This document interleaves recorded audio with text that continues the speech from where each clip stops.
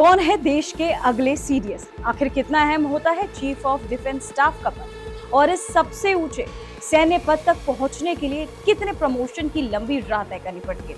भारत के defence structure में बड़ा बदलाव होने जा रहा है। मौजूदा सीडीएस के बाद अब कमान किसके हाथ में जाएगी और क्यों ये पद तीनों सेनाओं के लिए सबसे महत्वपूर्ण माना जाता है? नमस्कार, मैं हूं पूजा सिंह और आप देख रहे हैं आरएन टीवी नेशनल। आइए विस्तार से जानते हैं इस पूरी कहानी को आसान भाषा में। देश को मिले नए सीडीएस। क्या होता है सीडीएस का पद? कौन संभालने वाला है सीडीएस का पद? भारत सरकार ने लेफ्टिनेंट जनरल एनएस राजा सुब्रमणि को देश का अगला चीफ ऑफ डिफेंस स्टाफ नियुक्त करने का फैसला किया है। मौजूदा सीडीएस जनरल अनिल चौहान का कार्यकाल 30 मई 2026 को समाप्त हो रहा है, जिसके बाद एनएस राजा सुब्रमणि ये जिम्मेदारी संभालेंगे। इसके साथ ही वह सैन्य मामलों के विभाग के सचिव के रूप में भी कार्य करेंगे। देश के सर्वोच्च सैन्य पद माने जाने वाले सीडीएस को लेकर लोगों के मन में भी कई सवाल रहते हैं कि आखिर ये पद कितना अहम होता है। ऐसे में चलिए आज हम आपको बताते हैं कि चीफ ऑफ डिफेंस स्टाफ का पद कितना अहम होता है और ये पद कितने प्रमोशन के बाद मिलता है। कौन है एनएस राजा सुब्रमणि? लेफ्टिनेंट जनरल एनएस राजा सुब्रमणि भारतीय सेना के वरिष्ठ अधिकारियों में गिने जाते हैं। वह 1 सितंबर 2025 से राष्ट्रीय सुरक्षा परिषद सचिवालय में सैन्य सलाहकार के रूप में कार्य कर रहे हैं।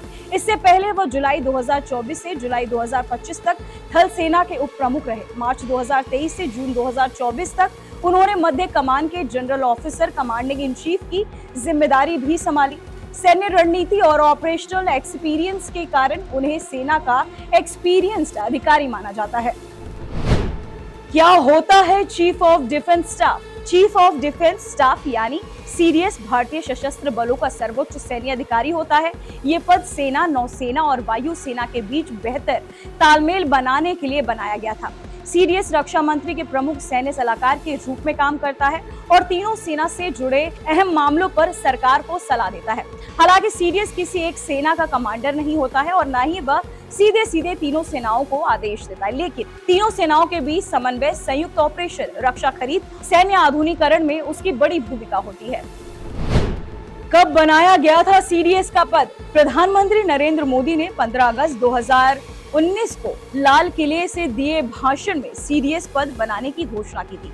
इसके बाद दिसंबर 2019 में सेना के नियमों में बदलाव कर ये पद बनाया गया था। 1 जनवरी 2020 को जनरल बिपिन रावत देश के पहले सीडीएस बने थे। जनरल बिपिन रावत का दिसंबर 2021 में हेलीकॉप्टर हादसे में निधन हो गया था। इसके बाद ये पद कुछ समय खाली रहा और फिर सितंबर 2022 में जनरल अनिल चौहान को दूसरा सीडीएस नियुक्त किया गया। वहीं अब एनएस राजा सुब्रमणि देश के तीसरे सीडीएस होंगे। सीडीएस बनने के लिए कितने प्रमोशन जरूरी? सीडीएस का पद सेना में बहुत वरिष्ठ अधिकारियों को दिया जाता है। आमतौर पर सेना में अधिकारी लेफ्टिनेंट से शुरुआत करता है और कई प्रमोशन के बाद लेफ्टिनेंट जनरल, एयर मार्शल या वाइस एडमिरल रैंक तक पहुंचता है। पहले केवल 4 स्टार रैंक के सेना प्रमुख ही सीडीएस बनने के पात्र थे, लेकिन 2022 में नियमों में बदलाव किया गया। अब सेवारत या सेवानिवृत्त 3 स्टार और 4 स्टार अधिकारी भी सीडीएस बन सकते हैं। हालांकि इसके लिए शर्त यह है कि नियुक्ति के समय उनकी उम्र 62 वर्ष से कम हो। इसका मतलब है कि अधिकारी को lieutenant captain, major, lieutenant colonel, colonel, brigadier, major, general और फिर लेफ्टिनेंट जनरल जैसे कई प्रमोशन पार करने होते हैं। इसके बाद वह सीडीएस पद की दौड़ में शामिल हो सकता है।